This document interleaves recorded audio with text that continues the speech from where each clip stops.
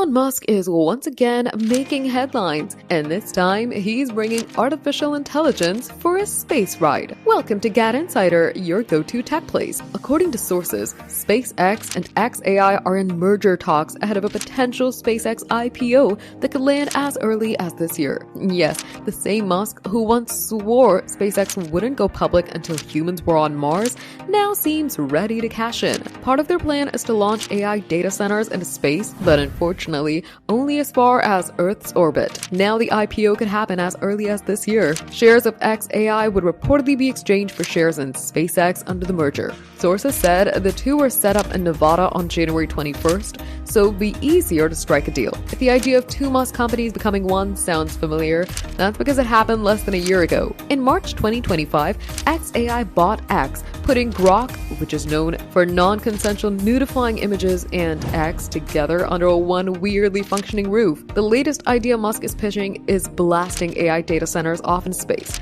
At last week's gathering of the rich and powerful in Davos, Switzerland, he said the lowest cost place to put AI will be in space, and that will be true within 2 years, maybe 3 at the least. Sure, putting AI data centers up in the orbit could save solar power and reduce cooling costs. However, industry analysts and executives consider it a risky bet, questioning whether these savings would actually guarantee investment. Plus, if ever the AI bubble pops up there, the whole plan can go down in flames. For more updates like these, subscribe to GadInsider, like, comment, and share the video. And don't forget to press the bell icon so you never miss any update.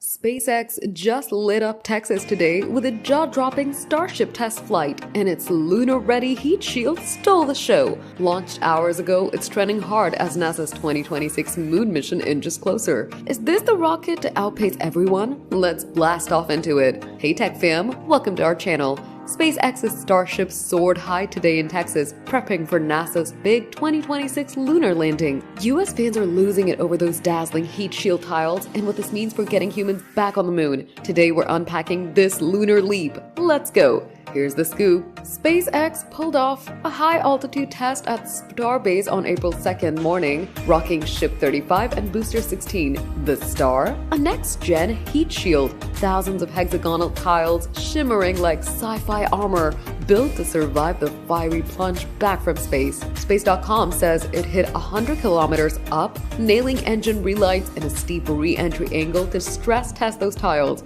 X is buzzing. The glow was unreal. This is huge for NASA's Artemis 3, slated for September 2026, where Starship's HLS variant will land astronauts on the moon's south pole. Outpacing rivals, China's eyeing 2030, but SpaceX's reusable beast could clinch first. Data still rolling in, but Elon Musk tweeted, "Tiles held, lunar preps on, servers nearly crashed from the hype." This isn't just a test, it's a lunar promise. Those tiles, upgraded from Flight 8's batch, mean that the Starship can handle 25,000 mph re-entries, key for moon trips. NASA's betting billions on for Artemis, and US space fans see it outshining China's Long March or Intel's GPU dreams at 75% cheaper than SLS, with 16 tanker flights planned by summer 2025 to nail orbital refueling. Risks? Tiles flaked in past tests, but today's glow says progress. X fans yell, "Moon by 2026, baby." This could rewrite space history.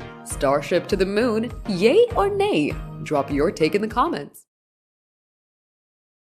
In a rare stumble for Elon Musk's ambitious satellite internet venture, Starlink briefly went offline early Monday, leaving tens of thousands without service, including critical military operations in Ukraine. Hey GadInsiders, welcome to your hub of the latest tech updates. According to outage tracker downdetector.com, the blackout peaked with over 43,000 users in the US reporting issues. But the impact wasn't just domestic. In Ukraine, the entire frontline reportedly lost Starlink access around 7 a.m., a potentially dangerous disruption, giving the system's key role in drone operations and battlefield communications. Ukrainian drone commander Robert Brovdy took to Telegram to confirm the outage, noting that connectivity began to return within half an hour. The brief blackout, though, served as a stark reminder of how dependent critical systems have become on private tech systems like Starlink. Operated by Musk's SpaceX, Starlink functions by a network of low Earth orbit satellites, providing high-speed internet even in the world's most remote or war-torn areas. It's just been hailed as a game changer,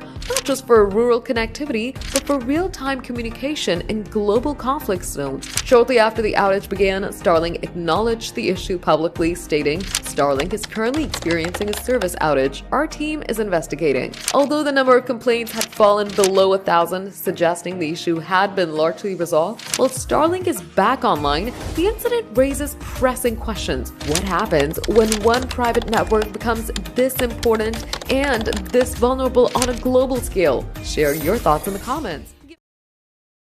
Elon Musk's AI company xAI has launched Grok 3, the latest version of its flagship AI model, which he claims to be the smartest AI on Earth in the competitive AI market. The Grok 3 is set to compete with rivals such as OpenAI's ChatGPT, Google's Gemini, and China's recently launched DeepSeek. Tech billionaire Musk stated during a live stream presentation on Monday, "Grok 3 is an order of magnitude more capable than Grok 2. It's a maximally truth-seeking AI, even if that truth is sometimes at odds with what's politically correct." During the demonstration, Musk highlighted Grok 3's enhanced capabilities compared to its predecessor, Grok 2. According to xAI researchers, Grok 3 outperforms all other AI models in terms of performance, even in the form of Grok 3 Mini, its toned-down version. Powering several features on X, Grok 3 is capable of analyzing images and responding to questions. The company has started to roll out Grok 3 for Premium Plus subscribers, with X being the first ones to gain access. Additionally, xAI is introducing a new subscription tier called Super Grok, designed for dedicated users seeking advanced features and early updates. This plan will be available on the Grok app and the Grok.com website. Every major tech company seems to have its own initiative with generative AI these days, whether it's Google with its Gemini AI models, Amazon with Anthropic, Meta with Llama, or recently, X, formerly known as Twitter, which has also started doubling down on its AI initiatives with Grok, the company's own chatbot. Elon Musk, the owner of X, has spoken highly of the chatbot, and after some time of exclusivity for X premium users, Grok is now finally available for free users, as well as offering a standalone experience on the web. Using Grok is as easy as using ChatGPT. All you need to do is visit Grok.com and start using it. You can also sign in if needed. Let us guide you on how to get started with the web version of Grok AI. How to get started with Grok web version. Step 1, visit Grok.com. Once you do, the chatbot will ask for your age. Simply enter your birth year and proceed accordingly. You will be greeted with the message, "Welcome to Grok, how can I help you today?" Step 2, in the input box, simply ask a query and Grok will respond. Step 3, Grok can access the internet and provide real-time information. You can ask questions like, "What's the temperature in my city?" and more. Simply enter your prompt, then press enter or tap the upward arrow icon to the right of the input box. That's it. You can now start using Grok on the web without needing to use the X app or visiting X.com. Note, for the best experience, you should sign in with your X account or even Google. To do so, tap sign in the top right of the page and select your preferred option. Grok AI web experience. Here's what you need to know. As you may have noticed, you don't necessarily need an X Twitter account to start using the web experience. You can simply sign up using your email or sign in with Google, so using an X account is no longer a limitation. Another major benefit of the web experience is that it has its own separate website, Grok.com, so you don't need to open Twitter to access it.